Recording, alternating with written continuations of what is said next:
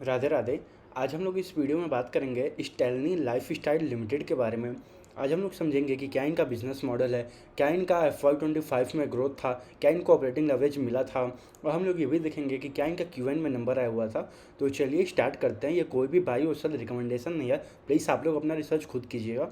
अगर आप लोग FY 25 का इन लोग का ओवरऑल ग्रोथ देखोगे तो फिर -2% के अराउंड इन लोग का डी ग्रोथ हुआ था year on year as compared to the FY 24।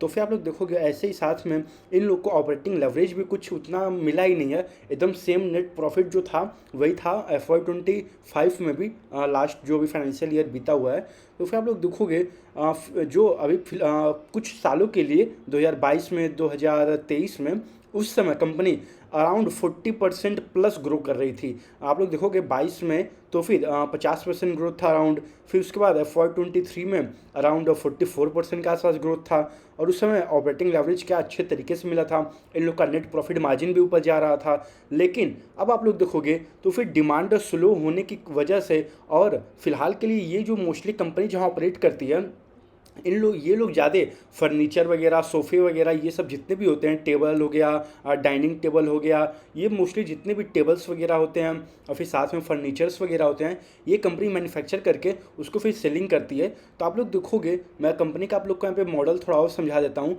तो कंपनी का मेनली कुछ मॉडल्स हैं, स्टोर वगैरह हैं इनके। ज़्यादा मोस्टली स्टोर जो भी हैं, ज़्यादातर मोस्टली फोकस इन लोगों का समझ लीजिए साउथ साइड में है, और साउथ साइड में भी पर्टिकुलरली हैदराबाद है, क्योंकि ये कंपनी बता रही है कि हैदराबाद में रियल इस्टेट वगैरह बहुत ही अच्छे तरीके से ग्रो हो रहा है और आने वाले समय में भी ग्रो होगा। तो आप लोग देखोगे कंपनी का एक है आपका कंपनी ओन्ड, कंपनी ऑपरेटेड। वे देखोगे तो आप लोग इन लोग का क्यूएन में इस बार 25% का ग्रोथ हुआ था। फिर आप लोग एक और इनका बिजनेस मॉडल है B2B साइड में। तो फिर B2B भी आप लोग, B2B जैसे मान लीजिए कोई भी कंपनी है, जैसे बड़ी कंपनी, जैसे भी जो भी रियल इस्टेट साइड में है, चाहे लोढ़ा ग्रुप हो गया, चाहे आपका DLF ग्रुप हो गया, ये जितने भी कंपनी है उन सबको ये कंपनी सप्लाई करती है। मान लीजिए अगर कोई भी वहाँ पे फ्लैट वगैरह बना रहा है, बिल्डिंग वगैरह बना रहा है, तो फिर जाहिर सी बात है वहाँ पे डाइनिंग टेबल वगैरह, सोफ़ा वगैरह, चेयर वगैरह, ये सब तो लगेंगे ही। तो फिर कंपनी वहाँ पे भी ऑपरेट करती है। तो फिर आप लोग देखोगे तो एक तो हो गया आपका कंपनी ओन्ड, कंपनी ऑपरेटेड।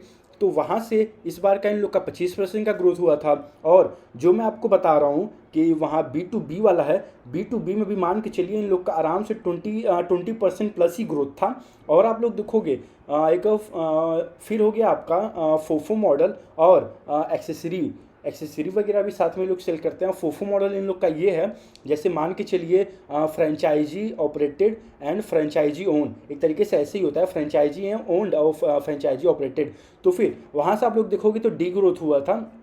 और भी अदर बिजनेसेस, ये जो एक्सेसरीज वगैरह मैं बता रहा था, वहाँ पे भी डी ग्रोथ हुआ था। तो और आप लोग अगर देखोगे पर्टिकुलरली मान के चलिए कंपनी का ये जो है कंपनी ओन्ड, कंपनी ऑपरेटेड, यहाँ से मान के चलिए कंपनी का 60% ऑफ द रेवेन्यू आता है।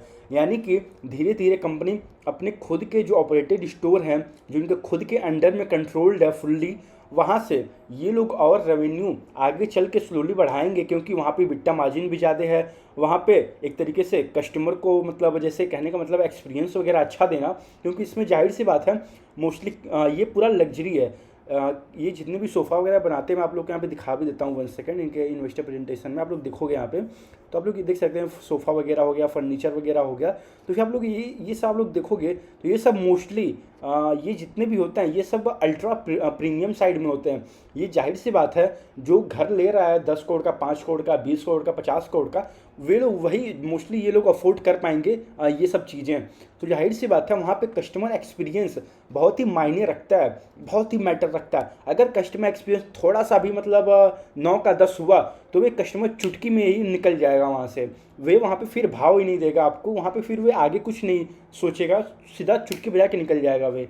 तो फिर जाहिर सी बात है कस्टमर एक्सपीरियंस इस साइड में बहुत मेन है। ऐसा तो है नहीं कि कुछ मतलब 10,000, 5,000, 20,000 का ये लोग सोफ़ा वगैरह, टेबल वगैरह बेचते हैं। इन सब का मोस्टली सारा अल्ट्रा प्रीमियम साइड में है। आप लोग खुद देख सकते हैं इन लोग के इन्वेस्टर प्रेजेंटेशन में, आप लोग इनके वेबसाइट पर भी देख सकते हैं जाके। तो फिर जाहिर सी बात है अगर कंपनी अपना जो स्टोर वगैरह खुद के ऑपरेटेड है वहाँ पे ज़्यादा फोकस करेगी as compared to the B2B, as compared to the franchisee own, franchisee operated, तो फिर जाहिर सी बात है इन लोग को कोको में भी ज़्यादा बेनिफिट मिलेगा, वहाँ पे मार्जिन भी इंक्रीज होगा। वहाँ से जब मार्जिन इंक्रीज होगा तो फिर प्रॉफिट वगैरह भी और ऊपर जाएंगे, जाहिर सी बात है। कंपनी का आप लोग देखोगे तो स्टैनली बता रही है कि FY 28 तक कंपनी 1,000 करोड़ का रेवेन्यू टारगेट करके चल रही है। तो अभी के लिए अगर आप लोग यहाँ पे देखोगे, मैं आप लोग को यहाँ पे दिखा भी देता हूँ, FY 25 का ओवरऑल रेवेन्यू आप लोग देखोगे तो फिर 420 करोड़ प्लस है।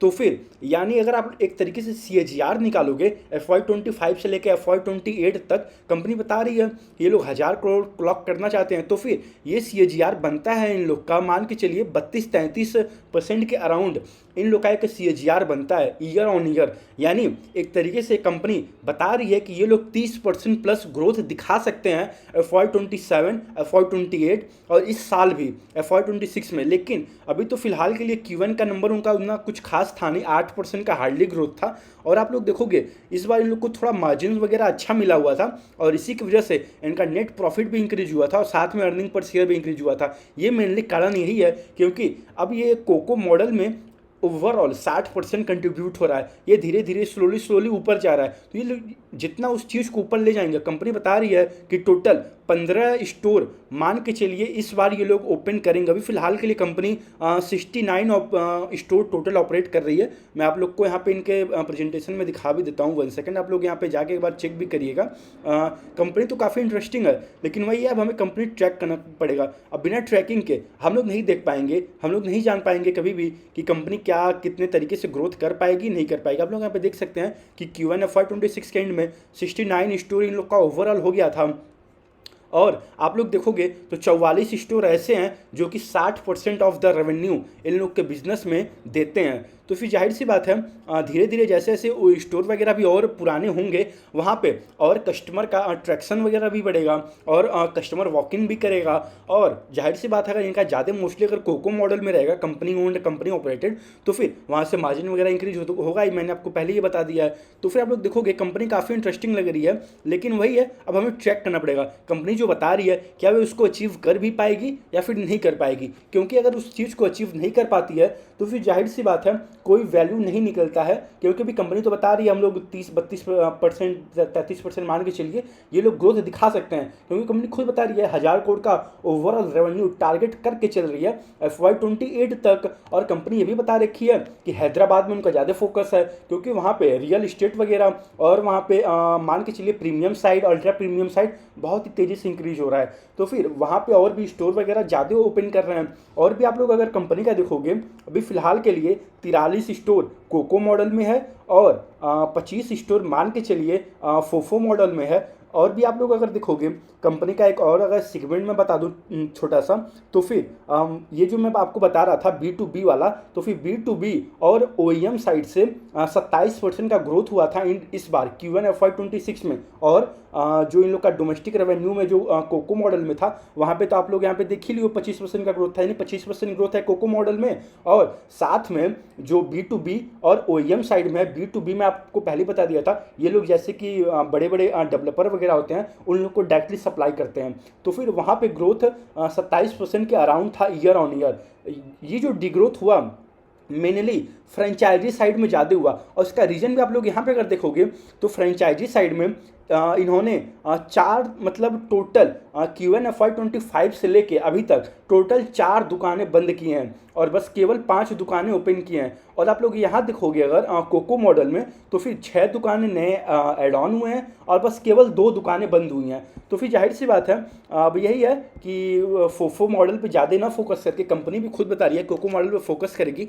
अब लोग आप लोग कंपनी ट्रैक करते रहिए। अब Q2 का नंबर मान के चलिए कुछ महीनों में आ ही जाएगा इन लोग का, आई थिंक अक्टूबर के एंड तक या फिर नवंबर के स्टार्टिंग में Q2 का नंबर आ जाएगा। अब जो कंपनी जो गाइडेंस दे रखी है 30-32% का ग्रोथ करने का एक तरीके से FY 28 तक, अब देखना पड़ेगा क्या वे ग्रोथ अचीव होता है या फिर नहीं होता है। तो चलिए इस वीडियो को यहीं तक रखते हैं। ये कोई भी भाई उसका रिकमेंडेशन नहीं था, प्लीज़ आप लोग अपना रिसर्च खुद कीजिएगा। राधे राधे।